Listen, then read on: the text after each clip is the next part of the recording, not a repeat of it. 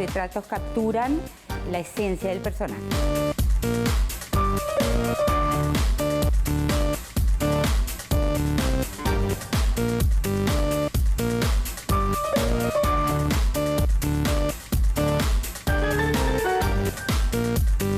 Es un relator gráfico.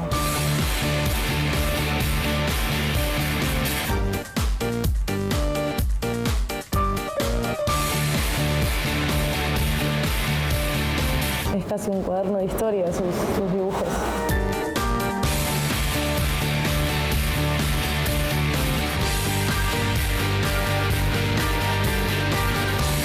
Para el Museo del Humor es un placer recibirlo porque él es uno de los padres fundadores del museo.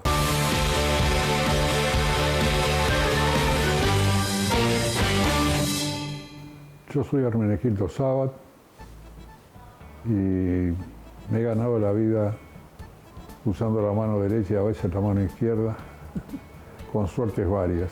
Esta exposición que se está haciendo en el Museo del Humor me hace pensar mucho porque yo las cosas las veo y no estoy seguro que yo las pudiera hacer de la misma manera ahora.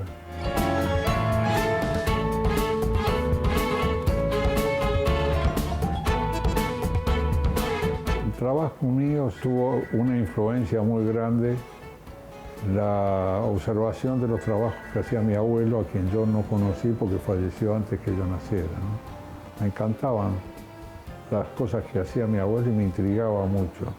La forma de encarar el dibujo era muy avanzado, no solo para aquella época, sino incluso para nuestra época.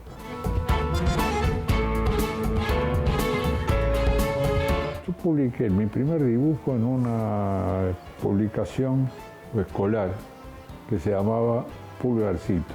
Y yo recuerdo ahí hice un dibujo representando a Rubén Darío y otro al Gandhi. Del mismo modo que en 1949 se publicó mi primer dibujo en un medio masivo, que fue el diario El País de Montevideo. Yo concurrí a la redacción del diario El País y entonces yo fui ahí y llevé 5 o 6 dibujos de jugadores de fútbol, por supuesto. Y bueno, yo los dejé, me olvidé de que habían dejado eso ahí. Y un día uno de los porteros del centro de enseñanza, que nosotros llamamos liceo, vino y me dijo, ¿viste el diario El País de hoy? No, pues publicaron un dibujo tuyo. Y yo me emocioné.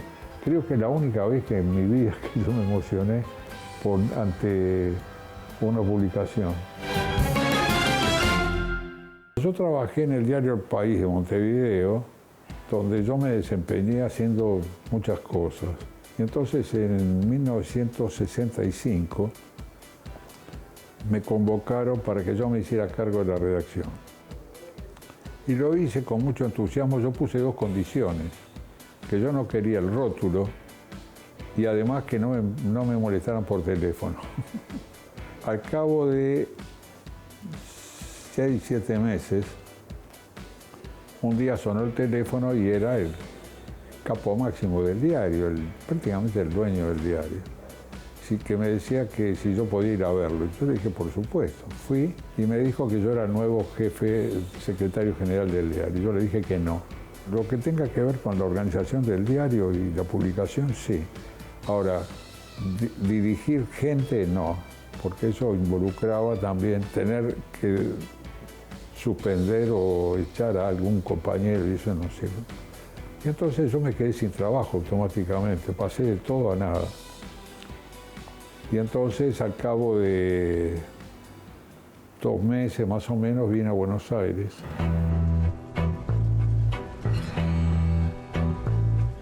Vine por curiosidad y me voy fascinada, porque me encanta la muestra, me encantan los personajes, me encanta la técnica y me gusta el lugar. A Sabat ya lo conocía, pero no había tenido oportunidad de ver tan de cerca su obra. El que más me impactó fue el de Aníbal Troilo.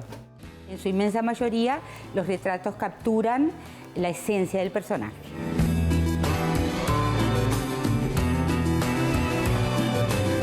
Yo realmente la preocupación que yo tenía cuando me incorporé en Buenos Aires, que fue en 1966, era una cosa lejana, que era poder trabajar en algún diario. Con el tiempo logré incorporarme a la revista Primera Plana, que era una publicación fundada por Jacobo Timerman. La redacción de Primera Plana estaba poblada por gente muy valiosa, como Tomás Eloy Martínez. En 1971 se incorporaron al diario La Opinión, que ese sí también lo fundó Jacobo Timerman. Y yo tuve la suerte de ser convocado porque eran gente que me conocían ya de Primera Plana. Me incorporé ahí con mucho entusiasmo y en poco tiempo ya me di cuenta que de algún modo abusaban de mi gana de trabajar. Ahora, lo que yo aprendí ahí es esto, que uno puede tener, hay días buenos y hay días malos, ¿no? Hay días excelentes y hay días pésimos, que el primer dibujo podía salir bien o mal, ya el segundo no tan bien, ya el cuarto ya el brazo estaba enyesado, ¿no?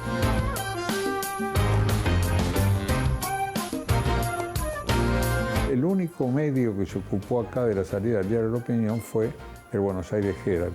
Y en circunstancias del momento salió una crónica larga, firmada por Robert Cox, donde contaba las características visuales del diario La Opinión, que decía que como el diario francés Le Monde no publica fotos. Pero entre paréntesis decía, teniendo a Sabat, ¿para qué precisan fotos?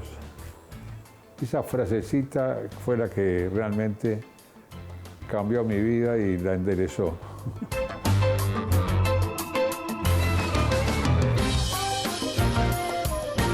Pero de todos modos el pasaje por el diario La Opinión fue lo que me catapultó al diario Clarín.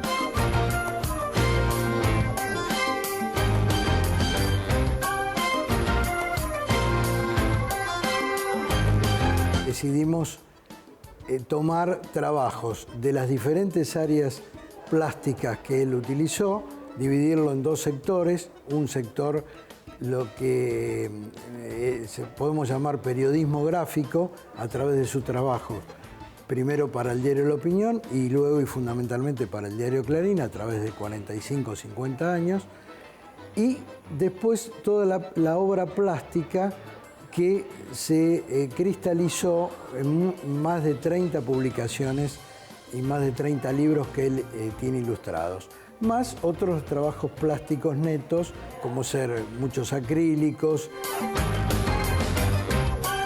Él en realidad es uno de los padres fundadores del museo. Él participó en la génesis de este museo junto con otros grandes como García Ferré, Quino, Mordillo, Sendra y algunos otros.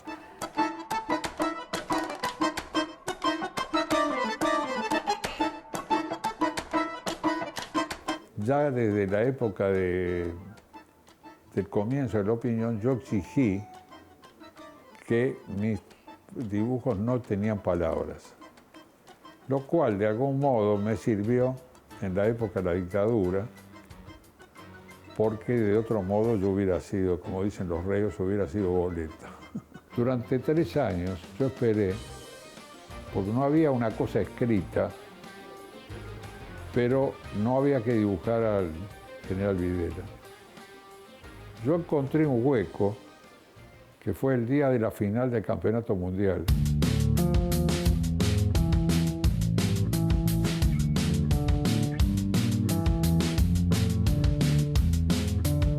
En la página 3 salió un dibujo de Videla, Macera y Agosti con el presidente de la FIFA, que era un brasilero que se llamaba João Avelange.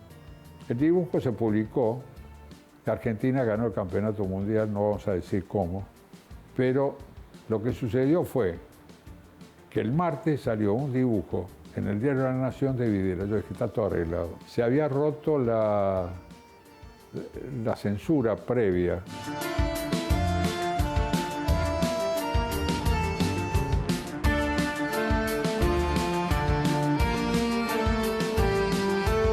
Al poco tiempo de ingresar en Clarín, Yo hice un dibujo del que era ministro de Economía, que se llamaba José Bergelbar, y yo lo hice rompiendo los huevos. Estaba con un martillo y estaban los huevos rotos. Y yo sé que eso le hizo mucho mal a él, alguien me lo contó. Y a mí me hizo mucho mal, porque no está en mi ánimo ni mi manera de expresarme hacerle algo de ese tenor a alguien, ¿no?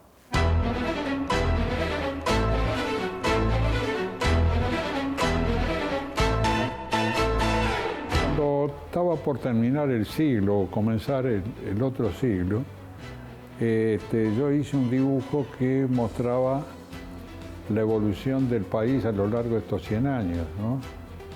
Y entonces ahí siempre daba muestra de una sensación que creo que es ineludible, que es las frustraciones que genera este país con sus hombres, ¿no?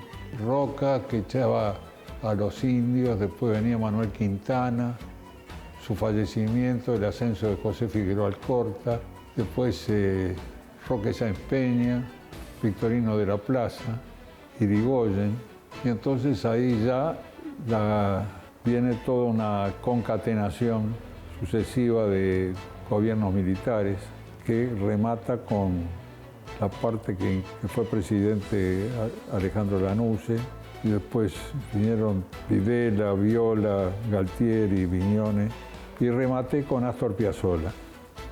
Las botas en este país fueron lo que caracterizaron el siglo, ¿no? Hay gente que se resiste a que le cuenten la historia como fue.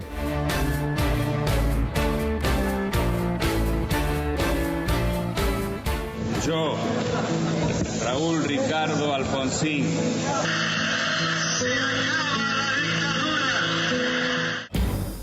Al doctor Alfonsín yo le tenía y sigo teniendo una gran simpatía. Fue un hombre realmente un demócrata convencido, a quien le hicieron 13 paros, que fueron 13 golpes de Estado prácticamente, ¿no? Acá hay gente que necesita morir para que sea respetada. Entonces ahora nosotros tenemos una autopista con el nombre de Arturo Illia, otro demócrata también que fue eliminado por los militares. Es decir, acá nosotros por suerte ahora tenemos ya más de 25 años de continuidad democrática. Yo me considero antes que nada demócrata y espero verdaderamente que esta continuidad no se frustre. Ha sido 100 años verdaderamente que han pasado corriendo y que la gente quiere resultados automáticos. Yo lo único que deseo es que haya equilibrio para que este país se encarrile como merece.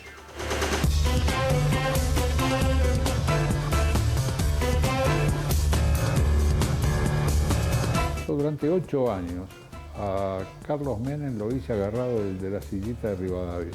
Nunca dijo nada. Eso no significa que él tuviera sentido del humor, pero creo que sí que tenía otras cosas en que pensar. Eso es muy importante, el sentido del humor, porque el sentido del humor conlleva una carga muy grande de autocrítica.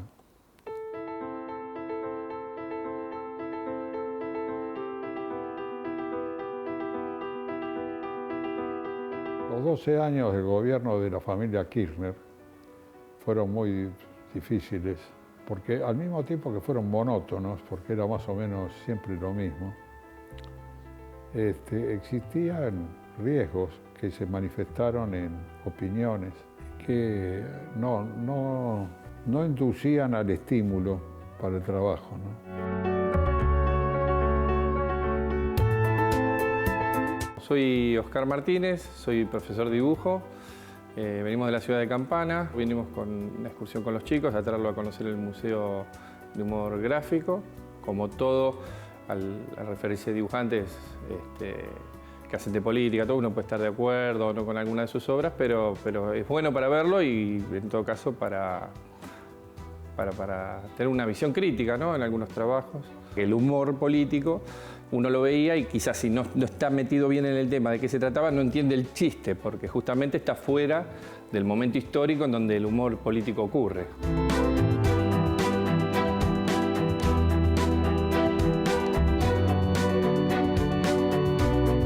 El país es como una especie de calecita que se pasa siempre por el mismo lugar, lo cual pone en riesgo una cosa que yo detesto, que es la repetición.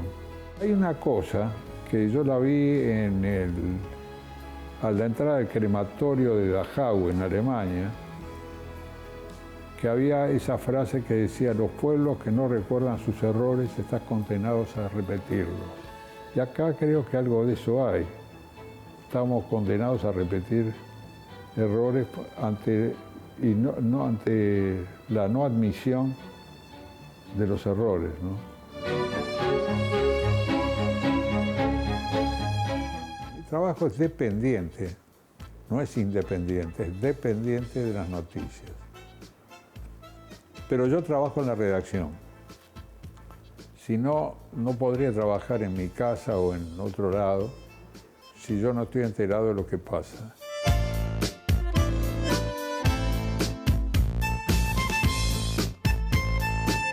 A mí me gusta integrarme con la redacción. La diferencia es que yo no escribo lo que dibujo. La ilustración aporta cosas que no están escritas. Y como lo que yo hago no tiene palabras, entonces funciona. Y yo no juego de manera paralela con los dibujos. Es decir, la parte pública mía son los dibujos.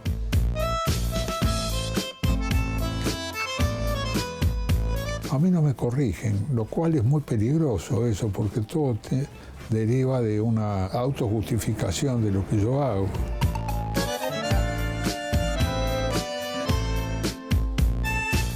El periodista que ilustra, hay un doble mensaje ahí, un doble mecanismo, que es el de tratar de expresar con imágenes cosas que la gente pueda reconocer.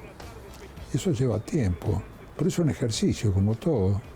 Yo trato de que se entienda lo que yo dibujo.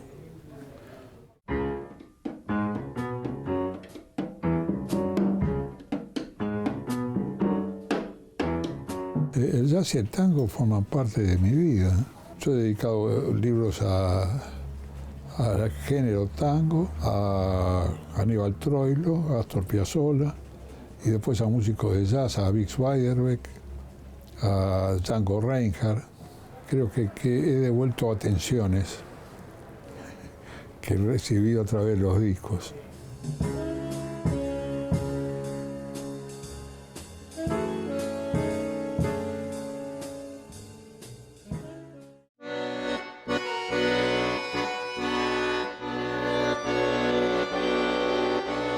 La democracia tiene que ser defendida y no podemos violentarla, nada más que eso.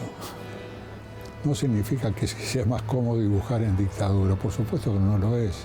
La democracia tiene que ser defendida y tiene que ser exaltada todo el tiempo.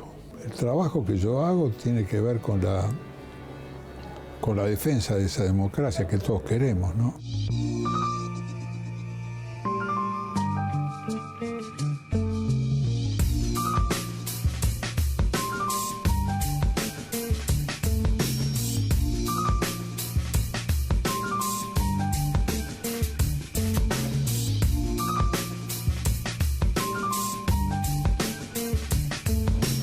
Bueno, esto es el taller de la Fundación Artes Visuales. Para mí esto es un motivo de satisfacción permanente, ver cómo se renueva la gente. Es decir, nosotros lo que creemos que lo más importante es respetar a la gente. La gente no entra por una puerta y sale Velázquez o Picasso por la otra, pero los iniciamos o continuamos sus experiencias y genera satisfacciones permanentes. Todo pasa por el respeto que nosotros tenemos por la gente que viene. En el medio conocemos casos contrarios de gente que impulsó a que la gente disparase fueran expulsados prácticamente porque no hacían creaciones históricas, por decir así. Cuando lo que acá se trata es de que la gente tenga satisfacciones consigo mismo. Acá no garantizamos el ingreso a los grandes museos, a la gente, pero sí que la gente tenga satisfacciones.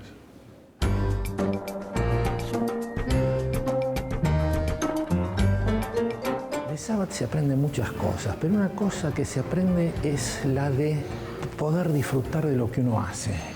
Saber que eso que uno está haciendo puede llegar a ser trascendente no solo para uno, sino para los demás. Y además se aprende la mesura en Sabbath.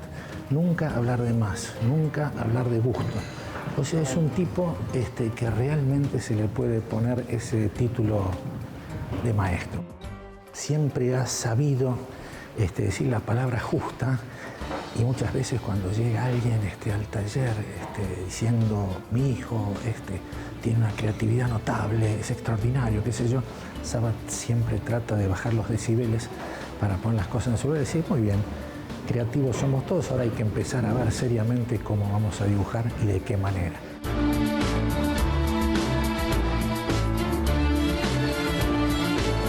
El momento más gratificante es cuando veo verdaderamente que los años pasan y continúa viniendo la gente.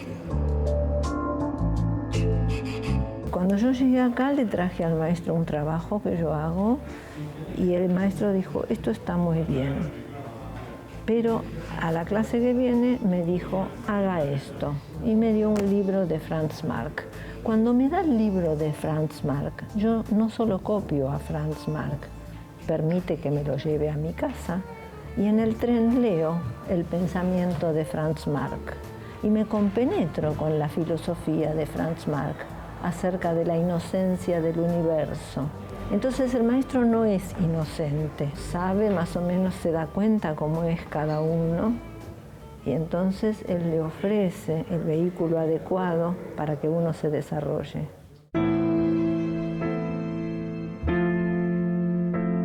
Yo cometí el error de ser autodidacta. Creo que es un error porque hay una cantidad de cosas mecánicas que se pueden enseñar. Entonces, si de otro modo uno tiene que ir ejercitándose y experimentando para eliminar cosas. Entonces, es una tontería creer que uno puede ser autodidacta.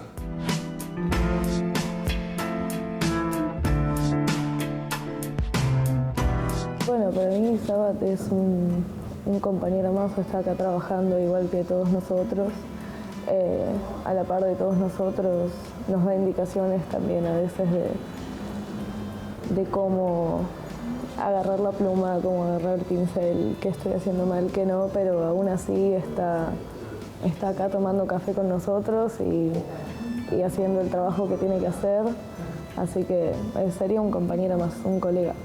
Acá generalmente hay música muy alta, porque él tampoco escucha bien y cosas así, digamos, porque le gusta muchísimo el swing y a veces los del taller de modelo, digo, se quejan de que está la música muy alta y que no pueden hablar y cosas así que son del día a día del taller.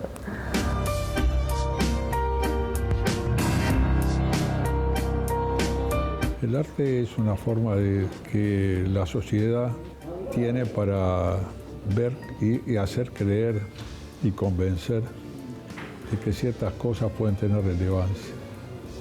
La vinculación con el arte o las artes visuales ayuda mucho a comprenderse uno mismo también.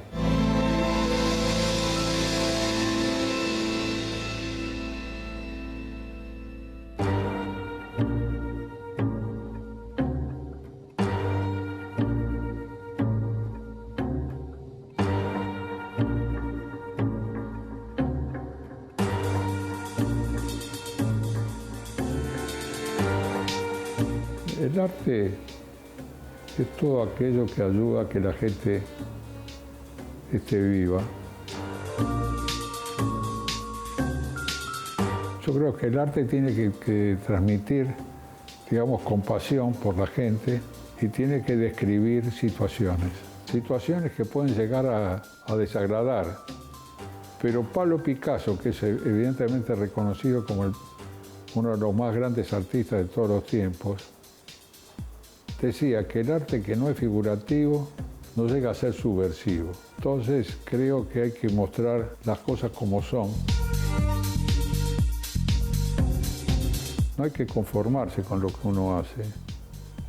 Si lo que uno hace tiene su camino, pero hay que tener cuidado con repetirse, eso sí. Y hay que tratar de ser tolerante con uno mismo.